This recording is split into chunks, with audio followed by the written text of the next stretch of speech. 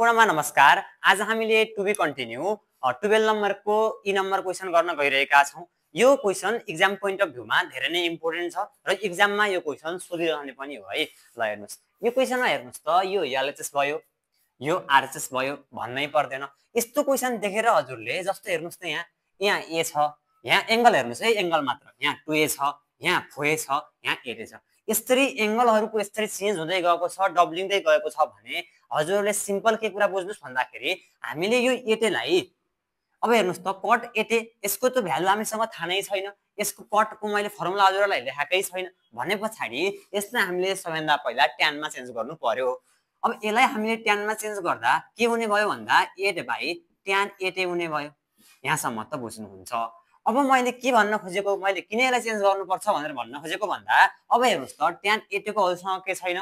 tan 8a को हजुरसँग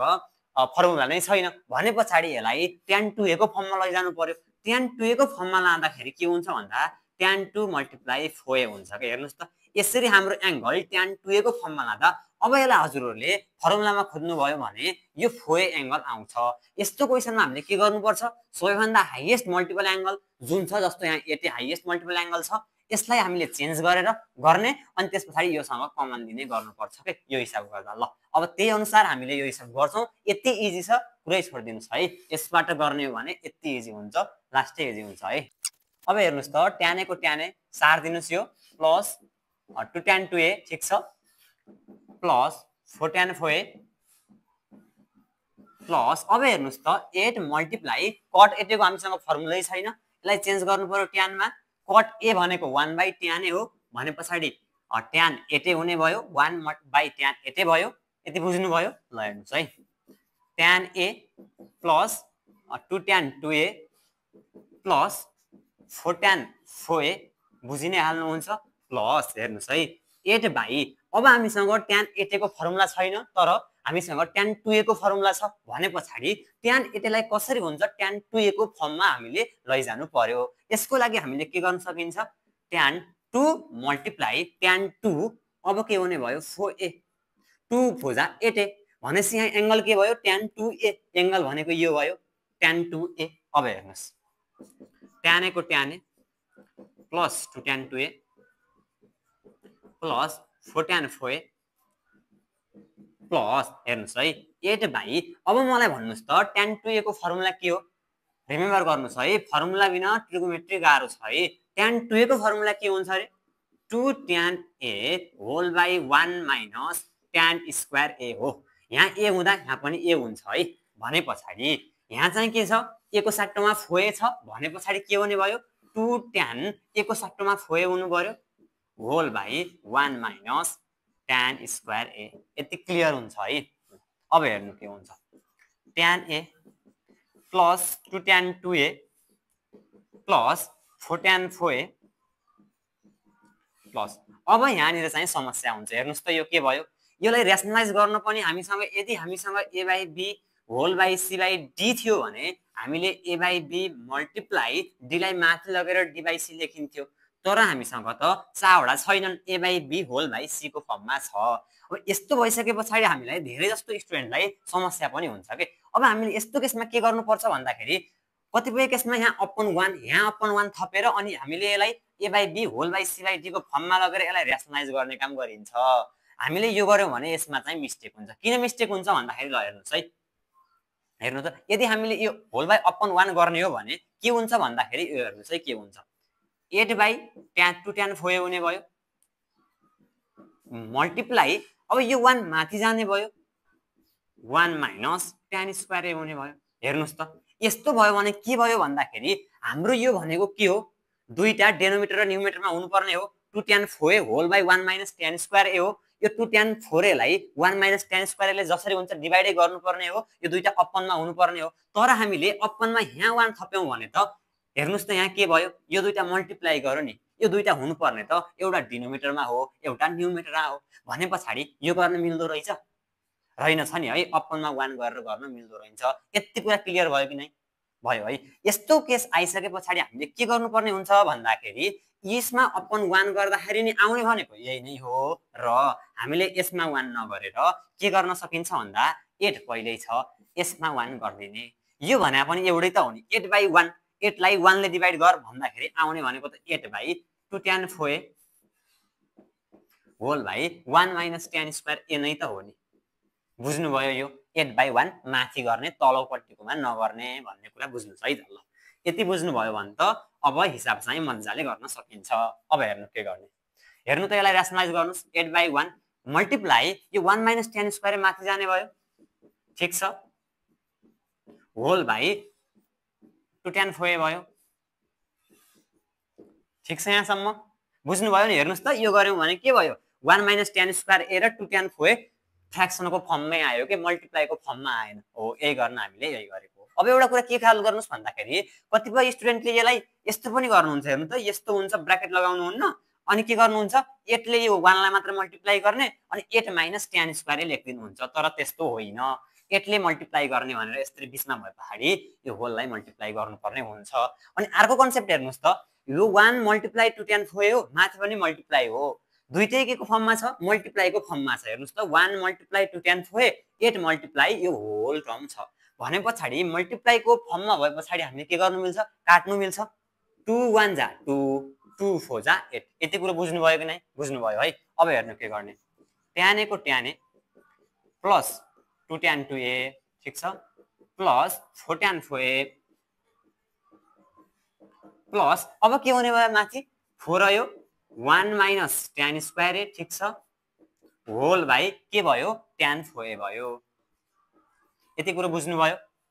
ठीक छ अब हेर्नुस् त यहाँ पनि tan फोए आयो यहाँ पनि tan फोए आयो हो मैले यही गर्नको लागि नै यो गरे हो के हेर्नुस् त अब हामीले यो tan फोए र tan फोए को मात्रै कमन लिने होलको कमन नलिने किन होलको कमन नलिने भन्दाखेरि यहाँ पनि फोए छ यहाँ पनि 1 सरी है यहाँ हुनुपर्ने 1 - tan स्क्वायर फोरे हो है एंगल भनेको त फोए हुन्छ नि त्यस्तै यहाँ पनि 1 - tan स्क्वायर फोरे हो है यहाँ पनि के हो 1 - tan स्क्वायर फोरे हो अब सम्झिनुस् यो 1 - tan स्क्वायर फोरे यहाँ पनि tan फोए छ यहाँ पनि tan फोए छ यहाँ पनि tan फोए छ भने पछाडी tan फोए र tan फोए को बाट मात्रै के लिने हामीले कमन लिने ल हेर्नुस् अब हेर्नुस् त के भयो tan a को tan a plus 2 tan 2a ठीक छ प्लस 4 tan फोए अब हेर्नुस् है कमन लिने tan फोए र 1 को कमन के हुन्छ tan फोए नै हुन्छ ठीक छ अब यो 1 ले tan फोए लाई डिवाइड गरिदिने 1 ले यो tan फोए लाई डिवाइड गर्ने tan फोए नै हुन्छ त्यो tan फोए मल्टिप्लाई 4 tan फोए गर्दा के भयो 4 tan स्क्वायर फोरे हुन्छ थाहा नै छ हजुरलाई tan फोए र tan फोए मल्टिप्लाई गर्नु भनेको tan स्क्वायर फोए हुन्छ ठीक छ प्लस हेर्नुस् त यो 1 र यो गर्दा सेम हुन्छ अब यो 4 1 जा 4 गर्दिनुस् माइनस 4 1 जा 4 tan स्क्वायर फोरे भयो यहाँसम्म क्लियर छ है अब के गर्नु मिल्यो यो प्लस को 4 tan स्क्वायर फोरे यो माइनस को 4 tan स्क्वायर फोरे भने पछाडी काट्नु मिल्यो काटे अब हेर्नुस् त बाँकी के रह्यो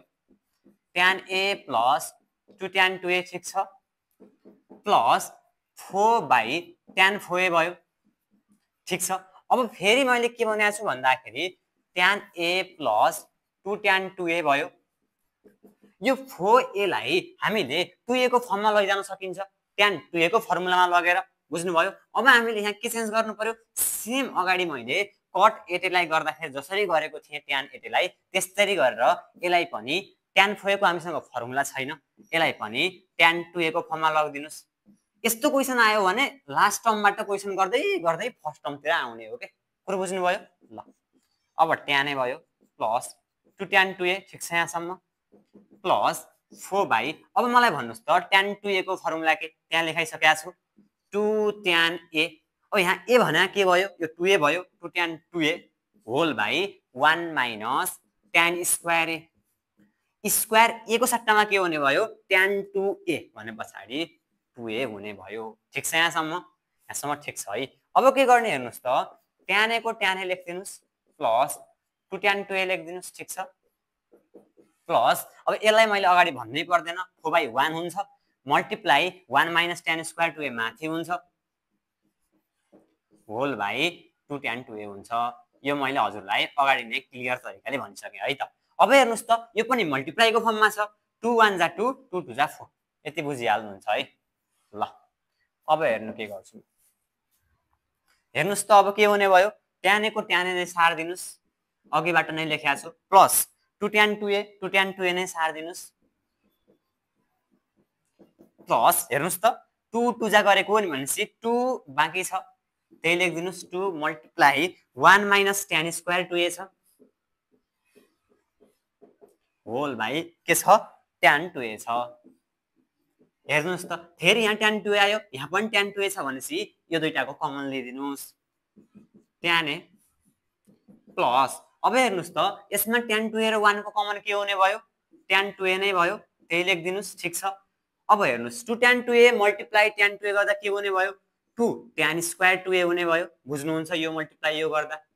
प्लस 2 1 जा 2 minus 2 tan square a 2 tan square 2a भयो यो पनि बुझ्नु भयो है सिम्पल कमन लिएको हेर्नुस् त अब के भयो भन्दा 2 tan square 2a positive negative cut गर्नु मिल्यो बाँकी के रह्यो tan a plus 2 by tan 2a रह्यो ठीक छ अब हामीले फेरि हेर्नुस् त tan a को tan नै लेखिदिनुस् अब यसलाई चेन्ज गरिदिनुस् 2 by tan 2a को फर्मुला के रे 2 tan a whole by 1 minus tan square a यति क्लियर कन्सेप्ट छ ठीक छ है अब के गर्ने हेर्नु है अब हेर्नुस् त tan a को tan a प्लस माथिपट्टि हेर्नुस् त के हुन्छ यो 2 by 1 हुन्छ अगाडि नै मैले भनिसके multiply 1 minus tan square a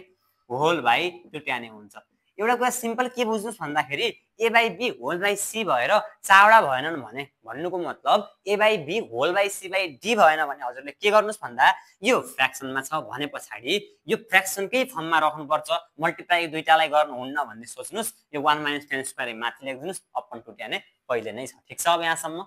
अब हेर्नु त tan a प्लस हेर्नु त योलाई ब्र्याकेट लगाउन नभुल्नुस् है अब हेर्नु त यो पनि मल्टिप्लाईको फर्ममा छ 2 1 जा 2 गर्नु पाइयो ठीक छ अब हेर्नुस् त माथि के रह्यो 1 minus tan square a whole by tan a रह्यो क्लियर छ यहाँसम्म अब हेर्नु त फेरि tan a यहाँ पनि tan a भनेपछि अब कमन लिदिनुस् tan a र 1 को common tan a multiply tan square a plus 1 minus tan square a LCM लिएको है यहाँ पनि हेर्नुस् त अब tan स्क्वायर a र tan स्क्वायर a कट बाँकी कति रह्यो 1 by tan a अब 1 by tan a भनेको त मैले भन्नै पर्दैन